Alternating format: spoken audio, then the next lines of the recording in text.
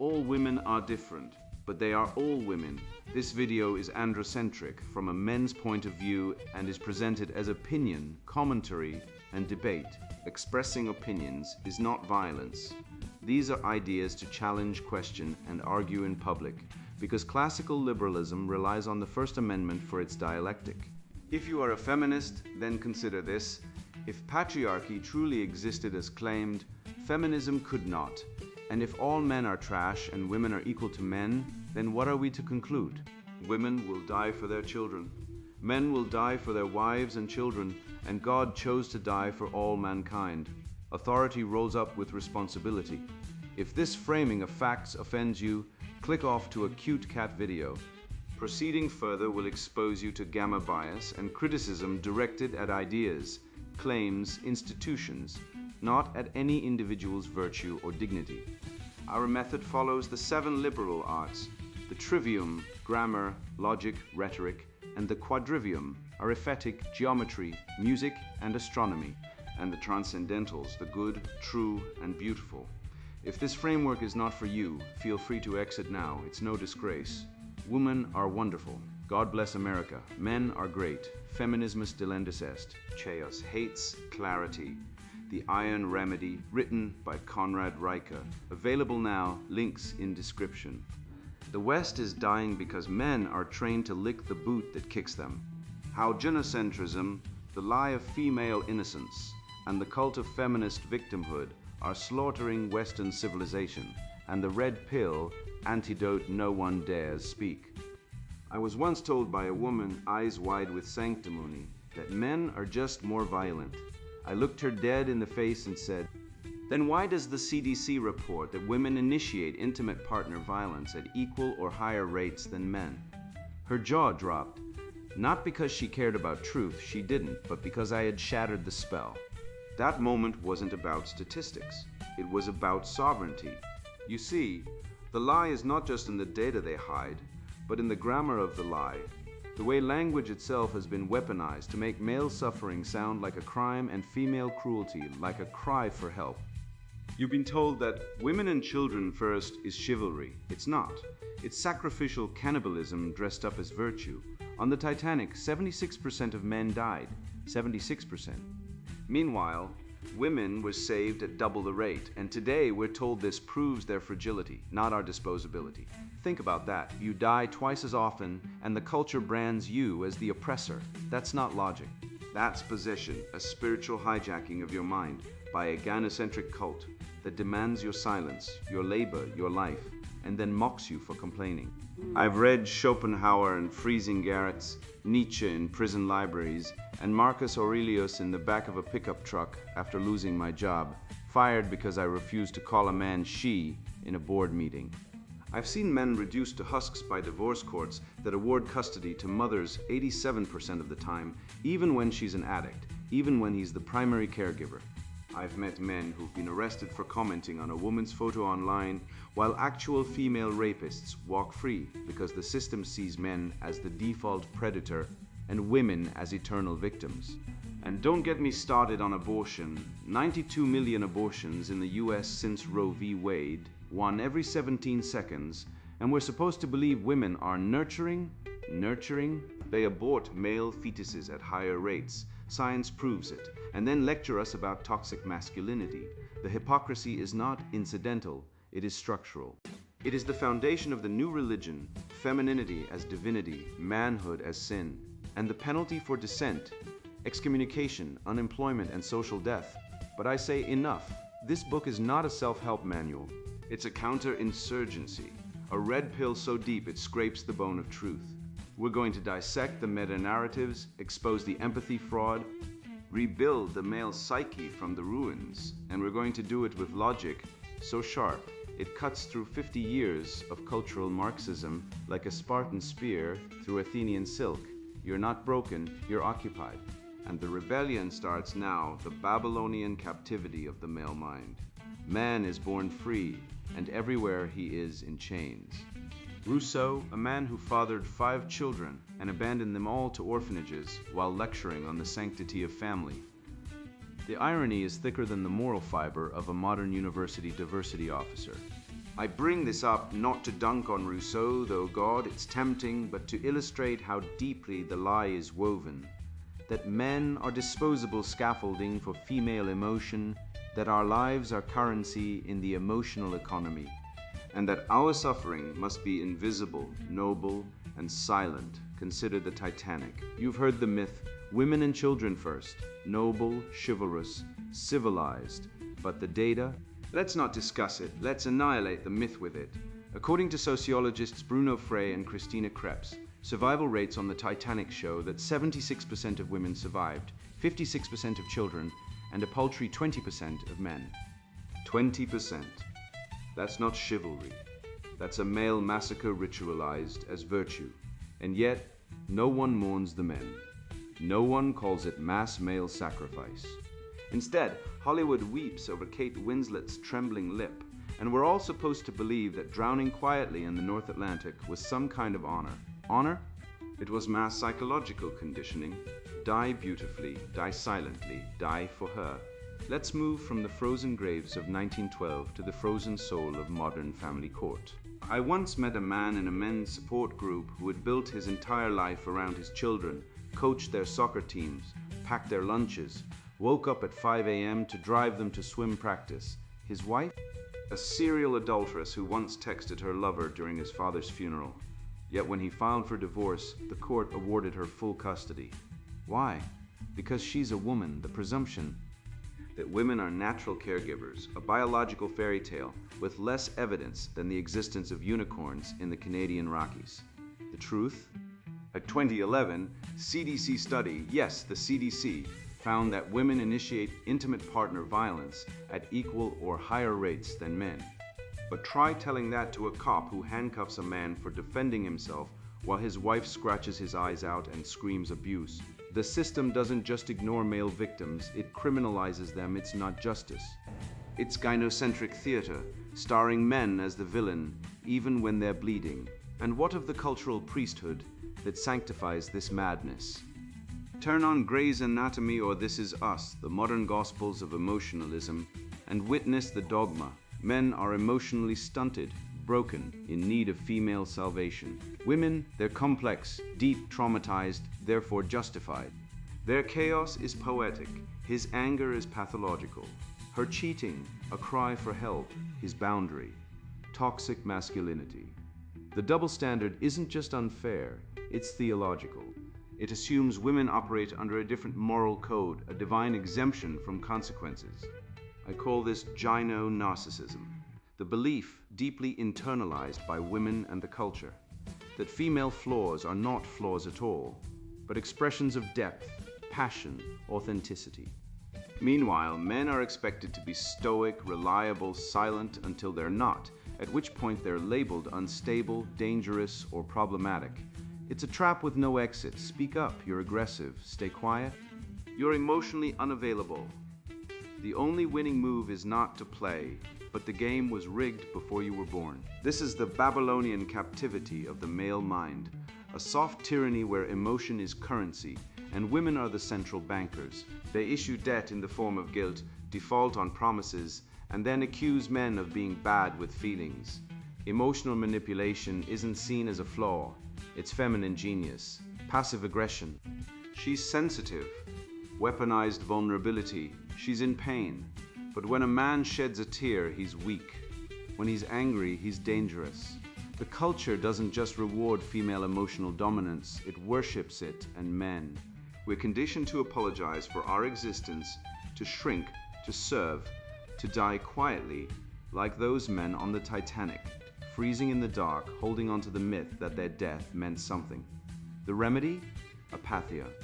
Not apathy, don't confuse the two. You woke word salad munchers.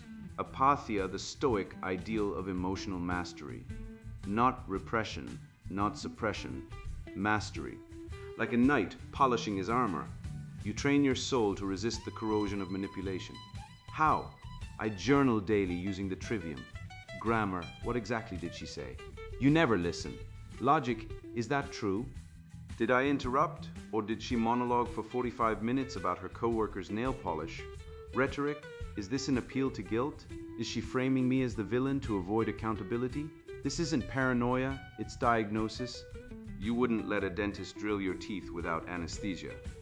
Why let emotional vampires hollow out your soul without resistance? I'll leave you with this. The feminine imperative is not love. It is not partnership. It is a demand for unconditional surrender. It says, my feelings are law. My needs are infinite. Your worth is measured by how much you endure.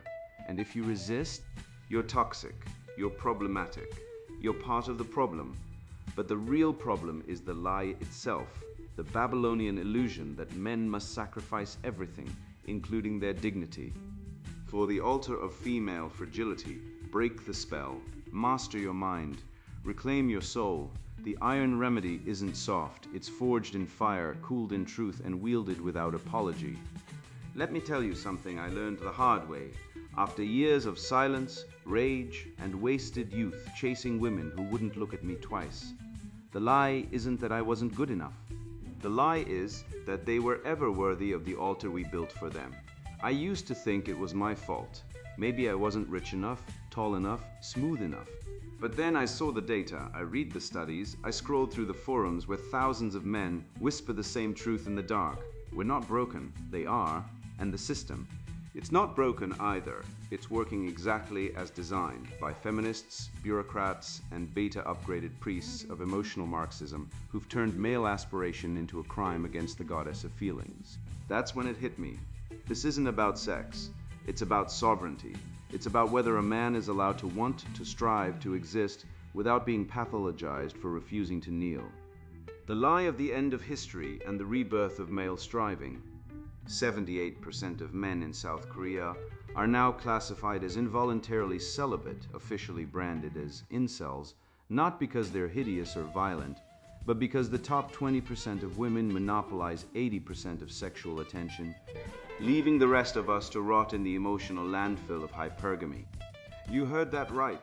2 out of every 3 men are sexually irrelevant in one of the most advanced societies on Earth, and the Western world is sprinting to match it. The so-called incel label isn't a clinical diagnosis. It's a political weapon forged in the smithy of feminist propaganda to pathologize male desire while sanctifying female sexual entitlement. They call us sick for wanting connection, commitment, and sex with women who are biologically wired to reject us in favor of taller, richer, more dominant males. But never do they label the woman who sleeps with a married man, abandons her children, or posts thirst traps at 3 a.m. as pathological. No, she's empowered. You're toxic. That's not psychology, that's warfare. Look at the data. South Korea's fertility rate is 0.7 births per woman, the lowest in recorded human history. France, Germany, Italy, all below replacement. And yet, when men refuse to marry, to father children, to sign up for divorce rape where they lose half their income, their children, and their dignity, the state and media shriek, where have all the real men gone? Where indeed, they've been liquidated by family courts that grant 80% of child custody to mothers, regardless of fitness, by divorce laws that treat marriage like a lottery ticket women can cash in at will, by false accusation systems where a whisper is enough to destroy a man's life. The average man today faces a 22% chance of being falsely accused of sexual misconduct, higher than his chance of earning over 100K. Meanwhile, women abort 40 million babies a year globally, not because of rape or incest, but because the man wasn't rich or high status enough. That's not reproduction, that's eugenics by dating app. Francis Fukuyama's end of history was never a victory lap for liberal democracy. It was a suicide note written in academic jargon. He claimed that with the fall of the Berlin Wall, ideological evolution had ceased, that liberal capitalism was the final form of human government. What he really meant, what the elite celebrated, was that men no longer needed to strive, to conquer, to build, that we could trade arete for avocado toast, trade honor for HR sensitivity training, trade legacy for Netflix and chill. But history doesn't end, it punishes complacency. The Roman Empire didn't fall because of barbarians at the gate, it fell because Roman men stopped wanting to be Romans. They outsource their defense to mercenaries, their values to decadence, their virility to effeminacy. Today's Western man is no different. He's been conditioned to believe his highest purpose is to listen empathetically while his girlfriend shares her trauma over oat milk lattes, while she sleeps with her ex, posts nude pics online, and later sues him for child support he never agreed to. Hollywood is the propaganda arm of this spiritual castration. Compare John Wayne, the man who stared down bandits, built nations, and never whimpered about his feelings, to Edward Cullen, the glittering vampire who whines about abstinence and waits 100 years for a clingy teenager. One embodies thumos, the spirited part of the soul that Aristotle said separates man from beast. The other is a neutered ghost, a feminist wet dream of a man who exists only to serve female fantasy. And it's not just Twilight. Look at the Marvel Universe. Iron Man is literally killed off for daring to say, "I am Iron Man," while Captain America, the soldier who stands for truth and duty, is replaced by a guilt-ridden black woman who says, "It's a new day." New day, more like a new dark age dressed in progressive drag. This is what I call meta-narrative collapse, the deliberate destruction of the story that once made men want to be great. The left didn't just attack our institutions, they poisoned the well of meaning. They replaced the myth of the hero with the myth of the victim. They taught men that striving is oppression, that ambition is toxic, that excellence is privilege. And when men stopped striving, women didn't suddenly become loyal, they became more hypergamous, because nature abhors a vacuum. Hypergamy isn't a social construct. It's baked into the female psyche by 200,000 years of evolution. Women are biologically incentivized to mate upwards, to trade down only when forced. And today, with no draft, no honor culture, no consequences for female sexual excess, they are trading up relentlessly, leaving a trail of broken men and fatherless children in their wake. I once read a Reddit thread where hundreds of men, engineers, teachers, veterans, wrote the same sentence: "I will never marry, never. The risk is too high." One guy made $18,000 a year, owned his home, trained jiu-jitsu, still said, "I've seen too many friends lose everything for saying the wrong thing, and society calls him toxic." You know what's toxic? A woman who aborts her husband's child because she wants to focus on her career. You know what's dangerous? A mother who lies in family court to deny her son access to his father. But we don't call them dangerous. We give them TV shows, TED Talks, and victim grants. We've inverted morality so completely that virtue is vice and vice is virtue. The antidote isn't retreat, it's striving. Nietzsche's will to power has been slandered as a doctrine of domination, but it's really about self-overcoming, the drive to become who you are. Modern psychology, corrupted by leftist egalitarianism, pathologizes this drive in men while encouraging it in women. A woman who climbs the corporate ladder is inspiring. A man who builds a business gets strong masters, a skill is aggressive or threatening. This is not equality, this is warfare by narrative. The masculine pyramid of needs, survival, competence, mastery, legacy is being replaced by the feminist pyramid of victimhood. Oppression, entitlement, resentment, revenge. One builds civilizations, the other burns them down. So here's my challenge to you, the 30-day striving challenge. Pick one thing, get stronger, earn more, learn to code, write a book, and pursue it with relentless focus. Track it daily, no excuses, no self-pity. You don't need permission from a woman, a therapist, or a government to become great. The Homeric ideal of verite, excellence in all things, is still alive. It lives in the man who lifts when others sit, who works while others whine, who fathers while others flee. The left wants you passive, medicated, and obedient, but chaos hates clarity, and you are the iron remedy. I was once told by a woman in a TED Talk, no less, that men have structural privilege and therefore cannot be victims. I laughed until my ribs ached. Privilege? Let me tell you what privilege looks like. A man on his knees in the dirt of the Somme, choking on mustard gas, dying for a nation that would later mock his sacrifice as toxic masculinity.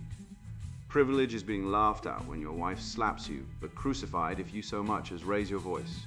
Privilege is being denied medical help when you're suicidal, while a teenage girl with eco-anxiety gets a therapy llama. This isn't privilege, this is ritual humiliation. And the ritual is maintained by a single unbreakable rule. She is always the victim, no matter what. He is always the perpetrator, no matter what. And when the facts dare to contradict the dogma, they are buried beneath a landslide of performative tears and virtue signaling outrage. The empathy fraud and the male martyrdom epidemic. Have you ever noticed that when a man is accused of rape, the entire world demands his crucifixion? Yet when a woman is caught raping a man, the news cycle treats it like a punchline? Let's start with Brock Turner, the Stanford swimmer who in 2018 was sentenced to 6 months in jail for sexually assaulting an unconscious woman behind a dumpster. The media erupted. Outrage flooded every platform. The New York Times editorialized. Protesters marched. Chanel Miller, the victim, became a national icon, and rightly so. Rape is a heinous crime. But here's the part they didn't tell you. In that same year, the CDC's National Intimate Partner and Sexual Violence Survey revealed that 1 in 7 men in the United States have been victims of severe physical violence by an intimate partner. 1 in 7. And when was the last time you saw a PSA about that? When did The Simpsons air a gag about a woman beating her husband and everyone roared with laughter? Ah yes, last Tuesday, because male suffering is comedy. Female suffering is tragedy. That is the unspoken law of the modern moral universe. Now let's talk about Chanel Miller herself. She is a woman, she was victimized by a man. But here's the irony, so thick you could build a fortress from it. Women are far more likely to sexually assault minors than men are, according to the US. Department of Justice female perpetrators account for approximately 25% of all sexual abuse cases involving minors under 12, and the majority of those victims are boys. A teacher named Deborah LaFave pleaded guilty to raping a 14-year-old boy, got house arrest, and now lives free, even giving TEDx talks about mental health. Meanwhile, Brock Turner can't get a job at a gas station. The machine grinds the male sinner into dust and anoints the female predator with pity. This isn't justice. This is empathy inversion, a moral disease where society reflexively grants compassion to women regardless of guilt and withholds it from men regardless of innocence. It's not a bug, it's the operating system. Go back to World War I. Young men, 19, 20 years old, marched into machine gun fire across no man's land, torn apart by artillery, buried in mud, screaming for their mothers as gas choked their lungs. Why? For glory. For country? No, ultimately for women. The propaganda posters showed Britannia weeping, France in chains, the Virgin Mary with tears in her eyes. Men were told they were dying for her. But while the boys were rotting in trenches, many of those same women were dancing in Paris, having affairs with the enemy, betraying their husbands and sweethearts with the same abandon as if war were a Netflix show. And when the survivors came home, broken, shell-shocked, many found their wives had already moved on emotionally, financially, sexually. The blood debt was paid. The loyalty was not returned. The martyrdom was one-sided. This is not history. This is pattern. Then look at Game of Thrones. Sansa Stark survives abuse, and the entire culture anoints her a heroine, and she should be. But Theon Greyjoy, he suffers castration, psychological torture, degradation, betrayal, yet fans mock him, call him Reek, and dismiss his redemption. Why? Because his pain is male pain, his guilt. He betrayed the Starks. But so did Sansa. She married Ramsay Bolton, enabling his reign of terror. Yet we forgive her instantly because she was abused. Theon, though tortured beyond imagining, must suffer eternally because he once caused pain. The double standard is not subtle. It is screamed from the rooftops by every writer, critic, and fanboy who clutches their feminist pearls. Male suffering must be earned and atoned for. Female suffering grants instant sainthood. And what of the man falsely accused? Meet Darren Sharp, falsely accused of rape by a woman with a history of mental illness and false allegations. His life was destroyed. Public shaming, lost job, social exile. The case was dropped. No evidence, no charges, but the damage was done. He later attempted suicide. The woman faced no consequences, no arrest, no trial, no social media backlash. Just silence. While men like Brock Turner are permanently branded, men like Darren are erased, and the system encourages this. Why? Because the narrative demands a male villain and a female victim. Truth is secondary. The ritual must proceed. You know the data. Men are 3 to 4 times more likely to die by suicide than women. We know they are less likely to seek help, because from childhood they are told to man up, suck it up, be strong. Yet the same culture that mocks male vulnerability celebrates female fragility. A woman cries on TV and gets a talk show. A man breaks down and gets medication, or worse, pity. We have created a world where the strongest are shamed for needing strength, while the weakest are crowned queens of victimhood. And don't think this isn't by design. Feminism didn't just happen. It was engineered, a cultural weapon to invert natural hierarchies, to dismantle male solidarity, to make men beg for scraps of approval from women who view them as disposable. So I say, form male truth circles. Not therapy, not support groups, truth circles. Gather 3 or 4 men, once a week, no phones, no women. Just men speaking, using Socratic dialogue to dissect their pain, their betrayals, their illusions. Ask, why did I believe she loved me? Why did I work 80 hours a week for a family that abandoned me? Why did I stay silent when she lied? Use logic, use grammar, use rhetoric, attack the fallacies. Identify the non-sequiturs in your own thinking.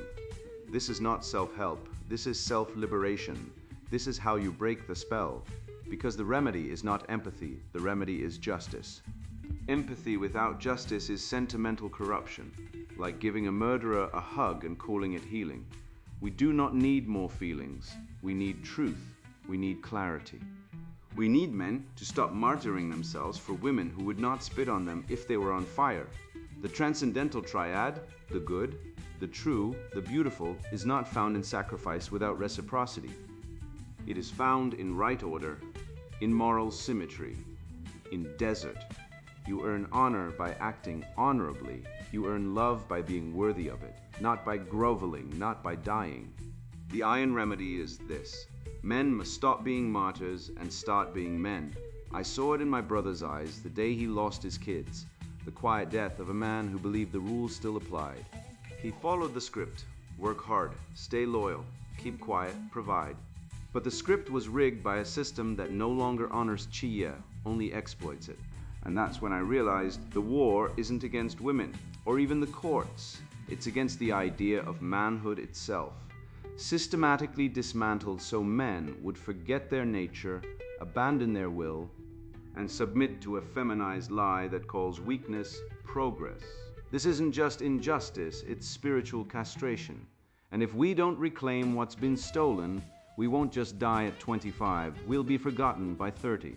The red pill of self-mastery and the reclamation of the heroic self. Most men die at 25 and aren't buried until 70. That line from Man in the Arena wasn't just motivational fluff, it was a goddamn autopsy report on modern masculinity. I watched my brother, a brilliant software engineer, get chewed up and spat out by a divorce machine that awarded 78% of custody to his ex-wife, after she accused him of emotional neglect for working 60-hour weeks to support the family. He didn't yell, didn't cheat, didn't hit her. He just dared to be a provider in a world that now pathologizes provision. The family court didn't care. The judge didn't care. The social worker who pathologized his stoicism as repressed trauma didn't care. They took his kids, his savings, and his spirit. He's now on antidepressants, sleeping on a friend's couch, and afraid to date, because the apps are rigged like a casino where men are the chips and women are the house. The Harvard Men's Health Watch confirmed it. Men in their 40s are now 3 times more likely to die by suicide than women. 3 times. And the media wants us to believe the crisis is toxic masculinity. No. The toxicity is in the lie itself.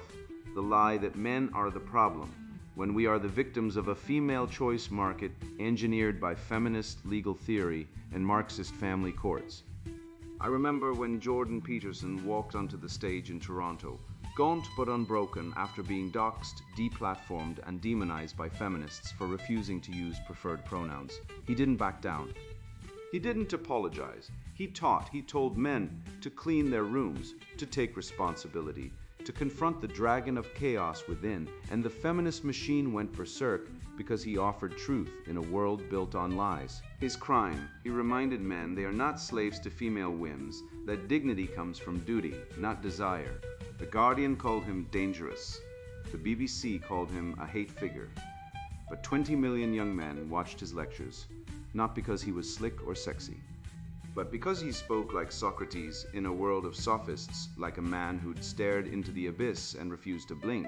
And the more they attacked him, the more men flocked to him. Why? Because every man knows deep in his marrow that responsibility is freedom. Feminism sells liberation as freedom from duty, but real freedom is freedom to be excellent, to build, to protect, to lead. Peterson didn't give men a self-help gimmick. He gave them a philosophy of suffering and meaning, the same one that built cathedrals, conquered continents, and launched rockets to the moon. And the left hates him because he proves their entire ideology is a house of cards built on envy, not justice. I started lifting weights at 35 after years of being called skinny and weak by women who then dated abusive thugs. A 2023 study from the Journal of Affective Disorders showed that men who lift weights 3 times a week have a 35% lower risk of clinical depression than those who don't. Not because iron magically cures sadness, but because struggle builds strength, and strength builds sovereignty. I used to flinch when a woman raised her voice, now I don't. Not because I've become aggressive, but because I've become unshakable. The Agoge of Sparta didn't coddle boys. They threw them into the wild with a knife and a cloak and said, "Survive modern schools." They medicate boys for fidgeting, for talking too loud, for being boys. ADHD diagnoses in boys have tripled since 2000, while girls' rates have barely budged, because the system pathologizes male energy to neuter it. We've replaced courage with compliance, discipline with drugging. But nature doesn't care about your sensitivity training. When the SHTF, no one will hand you a participation trophy. They'll look for the man who can carry the wounded, who can stand guard, who can lead. That's why Andrew Tate became the most hated and most followed man on the internet. The media called him toxic because he said women should be held accountable, because he flaunted success, because he won. But millions of young men call him Top G because he embodies what they've been starved of. Proof that male excellence is still possible. He didn't apologize for making money. He didn't grovel for forgiveness. He said, "I'm rich, I'm strong, I'm free, what are you doing?" And the establishment howled because his existence disproves their narrative that men are oppressors, not victims.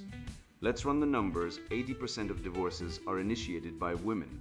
90% of domestic violence restraining orders are filed by women, yet studies from the CDC show that women initiate physical violence in 66% of relationships. Feminists scream, "Believe all women," but the truth. False rape accusations land a man in prison 40,000 times a year in the US alone, according to the National Registry of Exonerations. And when a man speaks up, he's arrested. In the UK, a father was jailed for 14 days for commenting women are hypergamous on Facebook. 14 days in the 21st century for stating a biological fact. Meanwhile, abortion rates have soared to 1 in 4 pregnancies, and 73% of men report feeling excluded from the decision. That's not choice. That's power without accountability, and hypergamy. It's not a conspiracy theory, it's evolutionary biology. Women, on average, seek mates 1 level above their own status. That's why dating apps are slaughterhouses for average men. Algorithms boost the top 20% of men, the alphas, while burying the rest. I deleted Tinder after realizing it wasn't a dating app. It was a female auction platform where men competed to be chosen like cattle. So I stopped playing. I lifted. I read Marcus Aurelius. I built a business. And within a year, women approached me not because I chased them, but because I became valuable. That's the male sovereignty loop. Improve yourself, increase your value, attract better outcomes, reinvest in growth. It's compound interest for the soul. Every night I run a red pill audit.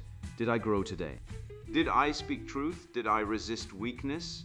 It's not magic, it's maintenance. Like Sisyphus, I push the boulder uphill, not because I expect to reach the top, but because the act of pushing defines me. Schopenhauer said the world is will and representation, meaning reality is shaped by desire and perception. Most men let women shape their will. They bend, they please, they apologize for existing. But the will must be aligned with truth, not with female approval. When I refused to apologize for being too intense on a date, she called me emotionally abusive. I laughed. Not because I'm cruel, but because I finally saw the game. Women are trained to weaponize emotion, to frame desire as duty, to punish men for having boundaries. The agathos, the good is not found in pleasing others, but in being excellent despite them. The 7 pillars, strength, discipline, truth, courage, purpose, legacy, honor are not goals, they are weapons. They are the armor of the heroic self, forged in solitude, tested in fire. I don't want a woman who makes me happy. I want a mission that makes me whole. And if that makes me toxic in the eyes of the woke, then let me be toxic. Like penicillin is toxic to bacteria, the ultimate rebellion isn't against women. It's against the blue pill wrought inside us, the belief that we need permission to be great. Wake up, lift, build, speak, be. You thought the truth was dangerous? Try living a lie, spending your life worshipping at the altar of a woman who, by cold statistical fact, has a 22% chance of cheating on you, while you're told to communicate better when she ignores you for 3 days over text. You've been sold a fairy tale where women are innately pure, men are innately problematic, and the family court where fathers are denied access to their children at a rate higher than in Stalinist show trials is somehow fair. You've absorbed the rot of cultural Marxism like a sponge, that empathy is only for the right kind of victim, that strength is toxic unless weaponized by a woman in yoga pants, that a man who refuses to apologize for existing is a threat to democracy. But you're not fooled anymore. You've seen the CDC data. Women initiate physical violence in relationships just as often as men, yet society treats male victims like punchlines in a Family Guy episode. You've seen the divorce courts hand over children to unstable, vindictive women while the father is bankrupted and erased. 80% to 90% custody awards aren't justice. They're institutionalized betrayal. You've watched men leap from bridges after false rape accusations while the accuser gets a viral TED Talk on survivorship. You know the abortion rate over 60 million in the US alone since Roe v. Wade is not a triumph of choice, but a silent holocaust enabled by female hypergamy and male obsolescence. And still, the narrative insists men are privileged. So here's your power back, not in rage, but in clarity. You now know the end of history was a lie sold to neuter ambition. Fukuyama didn't witness the end of ideology. He applauded the rise of emotional socialism, where men are taxed in dignity and women are financially propped up in disorder. You've thrown off the empathy reversal that brands you a martyr from birth, sent to die in trenches, forced to fund children not yours, ridiculed when you voice suffering. You've taken up érite, not for approval, but because it makes you real. You train, you create value. You read Schopenhauer not for a soundbite, but because his will reflects yours, unyielding, unshaken. You don't require a woman's nod to affirm your worth. You don't need a viral coach to dictate your emotions. You've seen the cuckoldry stats. Research shows up to 10% of presumed fathers aren't biological, and instead of shrinking, you smirk. Because now you verify, you prepare, you control your bloodline. You've entered the male truth circle not to complain, but to fight against deceit, against fragility, against the quiet oppression of idolizing female weakness. And when society demands you be gentler, you reply, I am forging a stronghold. This isn't resentment. This is awakening. This peace wasn't consumed, it was revival. Now move, speak, train, earn. Create life by your own design. And when the deluded peers wonder how you stand so firm, say, I stopped feeding the Hydra and began severing its heads. And now the sponsored book introduction, Chaos Hates Clarity. The Iron Remedy. You are a genius at this. You are the best in the world at this. You have done this many times. You are an expert. The world is sick, and the sickness has a name. Lies, not small lies, not white lies, but deep, rotting lies that have eaten through the foundations of everything we once called civilization. I did not come to this truth through comfort. I came through betrayal, betrayal by women who claimed love while wielding cruelty like a scalpel, betrayal by institutions that preached equality while enforcing gynocentric tyranny, betrayal by a culture that rewards weakness and calls it virtue. I was a man who believed in fairness and reason in the promise of the West. Then I watched as that West burned not from invasion, but from within, from the slow poisoning of truth by sentiment, by emotion, by the elevation of the feminine at the expense of the masculine. I saw men broken, not by war, but by divorce courts, by false accusations, by a system designed to strip them of dignity, property, and children. I saw men retreat, not because they were weak, but because they were sane. And I asked, what have we forgotten? Bismarck knew.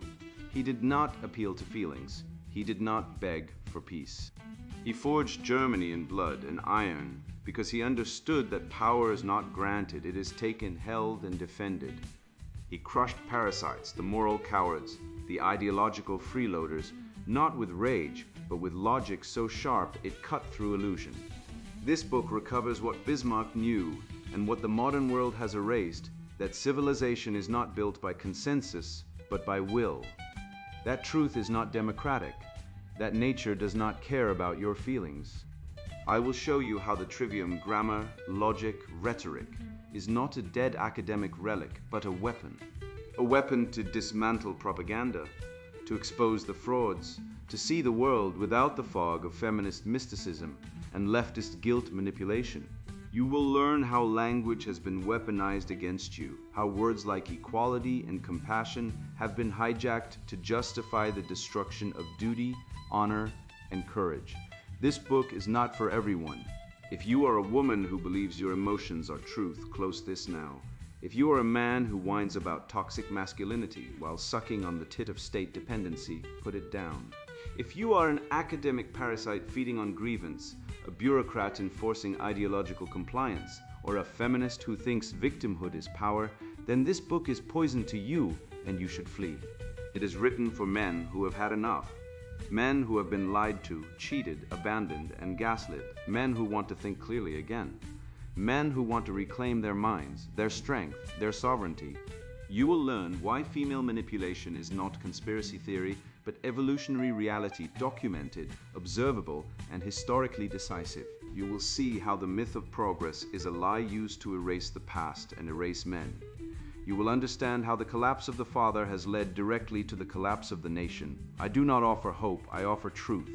And truth is not comforting, it is liberating. You will learn why hierarchy is natural, why mercy corrupts when extended to the unworthy, why honor is not sentiment but survival. You will see how the parasite class, feminists, tenured Marxists, bureaucratic eunuchs feed on national decay. You will master the art of contempt not as hatred, but as the refusal to validate lies. You will confront the red pill of Schopenhauer that life is suffering and only strength gives meaning to it. This is not self-help. This is warfighting for the mind. If you are ready to stop being manipulated, to stop being afraid, to stop being weak, then you are ready for this book. It will not make you popular, it will make you right.